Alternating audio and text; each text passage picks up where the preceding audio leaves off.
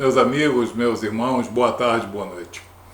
Todas as semanas nós temos debates com os nossos amigos espiritualistas e nós fazemos apologia da fé cristã e eles fazem apologia da doutrina espírita. E surgem aqueles debates, aquelas diferenças, e nós mostramos as características da doutrina cristã que são diferentes da doutrina espírita. E eles tentam mostrar que a doutrina codificada pelo senhor Allan Kardec no século XIX é uma vertente cristã, é um tipo de cristianismo. Nós constatamos que isso não é verdade e nós contestamos e mostramos a eles que as duas doutrinas têm características diferentes. Depois que o senhor Allan Kardec faleceu, surgiu o senhor Leon Denis como apóstolo do Espiritismo. O senhor Leon Denis, ele nasceu na França e ajudou a disseminar os ensinamentos do senhor Allan Kardec por toda a Europa. E ele escreveu um livro chamado O Cristianismo e o Espiritismo, em que ele faz declarações nitidamente anticristãs. Nós vamos ver nesse livro, O Cristianismo e o Espiritismo, na parte 7, em que o senhor Leon Denis fala sobre dogmas, sacramentos, ele faz algumas declarações tipicamente anticristãs. O senhor Allan Kardec, quando codificou a sua doutrina, não falou, ele evitou falar, ele não falou nada sobre Jesus como Senhor e soberano. Ele falou apenas no Jesus Mestre. Ele preocupou-se com os ensinamentos de Jesus, mas procurou anular, ocultar Jesus como Senhor e Jesus como soberano. Por quê? Na doutrina cristã, no cristianismo das Escrituras, no cristianismo de Jesus e dos apóstolos, Jesus aparece como Senhor e soberano e aparece como mestre. Como mestre ou didáskalos, ele ensina, ele não exerce, ele ensina, leciona, ele transfere conhecimentos, ele dá bons conselhos. Mas Jesus, como Senhor e soberano, ele não ensina, ele exerce um poder, exerce diversos poderes que só ele, Jesus, e o Espírito Santo de Deus podem exercer. Algumas ações soberanas que Jesus Cristo precisa exercer sobre nós para que nós tenhamos um caráter cristão, para que nós sejamos salvos e reconciliados com Deus. É preciso que, por ação soberana, Jesus, ou então o Espírito Santo, nos convença da nossa natureza pecaminosa, nos faça querer ser uma nova criatura, nascida do alto, nascida de Deus. Por ação soberana, ele anula os nossos pecados. Por ação soberana, ele nos concede o Espírito Santo, porque o Espírito Santo não é conquistado, o Espírito Santo é concedido por Jesus. Por ação soberana, ele nos regenera e nós passamos a andar em novidade de vida. Por ação soberana, ele nos justifica e nos reconcilia com Deus, como está em 2 Coríntios, capítulo 5, versículo 18. Você vê que são várias ações soberanas. Jesus aparece nas Escrituras com ações soberanas sem as quais não existe homem ou mulher cristão. Não existe igreja cristã. Não existe cristandade na face da terra. Só existe cristianismo devido às ações soberanas de Jesus. O Jesus Senhor, o Jesus soberano, o chamado Kyrios. Kyrios é a palavra grega que no caso significa Senhor absoluto, proprietário. Porque Jesus é Senhor e absoluto de nosso espírito. Ele não é apenas mestre. Como mestre, Jesus ensina. Como Senhor e soberano, ele exerce as ações indispensáveis à formação de um caráter cristão. Então, no cristianismo, você tem obrigatoriamente essas duas condições indissociáveis de Jesus. Na doutrina espírita, Jesus nunca aparece como Senhor e soberano. De modo algum.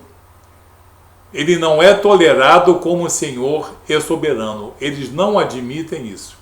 Jesus apenas aparece como mestre, como didata, aquele que ensina, aquele que leciona, aquele que passa informações. Então aí já há uma diferença muito grande que descaracteriza a doutrina do senhor Allan Kardec como sendo cristã. O fato de ter fragmentos das escrituras não faz dela uma doutrina cristã, porque os atos soberanos de Jesus são negados. Então, além dessas diferenças, surgiu mais uma prova de que a doutrina do senhor Allan Kardec não é cristã. Quando, após a sua morte, Leon Denis, o apóstolo do Espiritismo, escreveu o livro O Cristianismo e o Espiritismo, e na parte 7, onde ele fala dos dogmas, ele faz algumas declarações nitidamente anticristãs. Ele se compromete e demonstra de maneira escrita, de maneira documental, a sua postura não cristã. Vamos ver. Ele começa, vamos somente algumas frases. Ele diz: não, a missão do Cristo não era resgatar com o seu sangue os crimes da humanidade. Ele está negando que a missão do Cristo não era resgatar com o seu sangue os crimes da humanidade, os pecados. Aqui a primeira contradição dele, porque Jesus diz justamente o contrário. O que Jesus diz no Evangelho de Mateus, capítulo 26, versículo 28? Quando Jesus apresenta o vinho simbolizando o seu sangue, Jesus diz: isto é o meu sangue, o sangue do pacto, o sangue da nova aliança, sangue derramado por muitos para a remissão dos pecados. Então Jesus afirma uma coisa e o senhor Leon Denis tenta desmentir Jesus. Quem é que está certo? O Senhor Jesus. No Evangelho de Mateus, capítulo 26, versículo 28. O apóstolo João também confirma isso. O apóstolo João, em 1 João, capítulo 1, versículo 7, ele diz: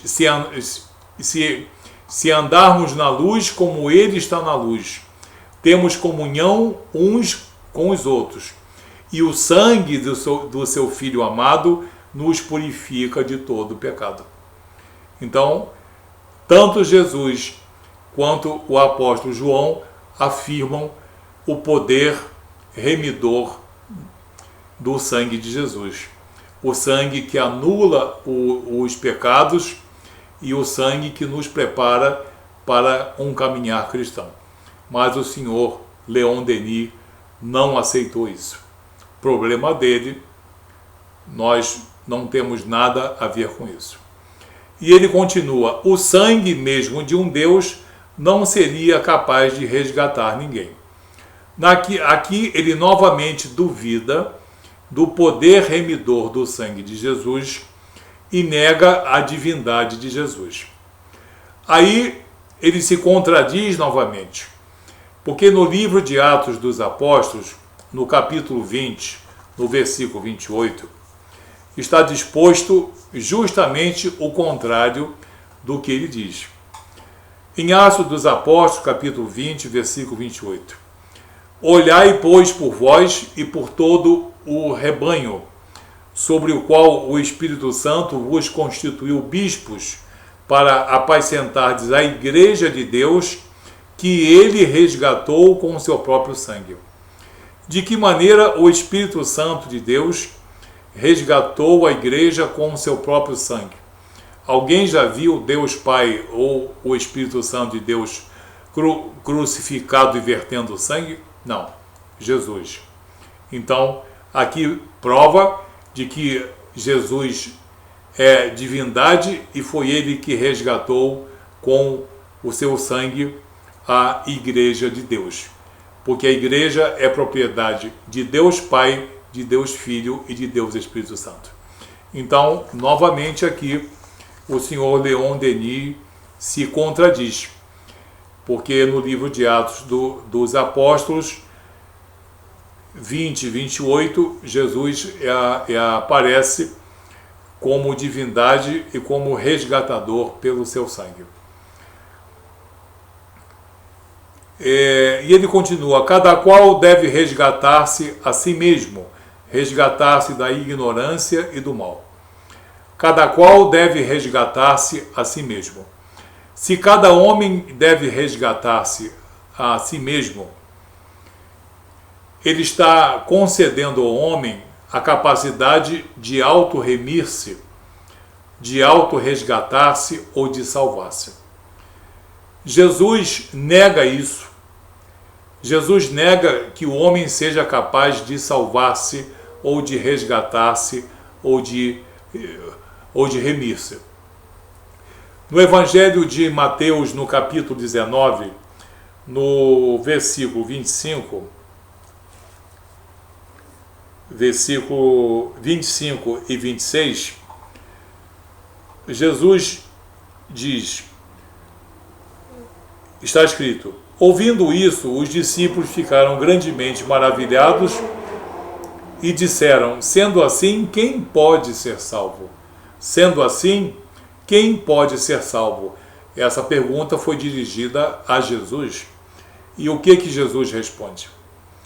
Versículo 26. Jesus, fitando neles o olhar, disse-lhes: isto é impossível aos homens, mas para Deus tudo é possível. Ou seja, Jesus afirma que a salvação do homem pelos recursos do homem é impossível. Sem a intervenção de Deus, é impossível o homem salvar-se. É necessária a intervenção do Espírito Santo de Deus para conceder ao homem os elementos para a sua salvação. Então, o senhor Leon Denis, aqui, ele se contradiz quando diz que o homem pode resgatar-se, deve resgatar-se a si mesmo. Resgatar-se da ignorância e do mal.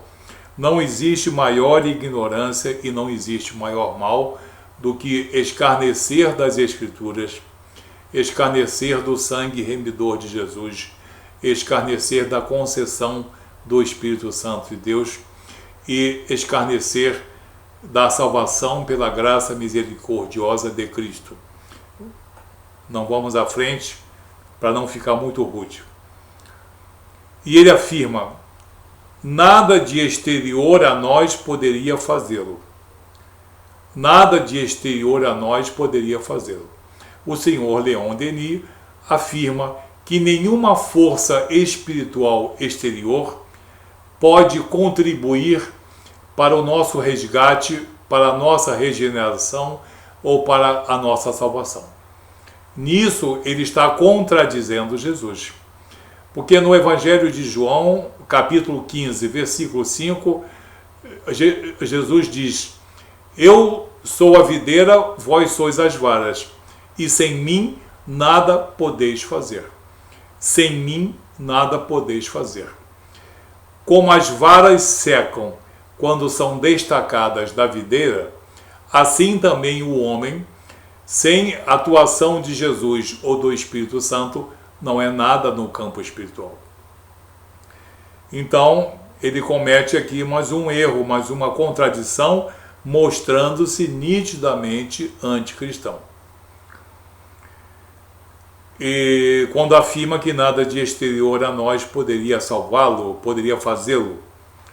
E ele termina com uma coisa aqui mais grave: é o que os espíritos aos milhares afirmam em todos os pontos do mundo.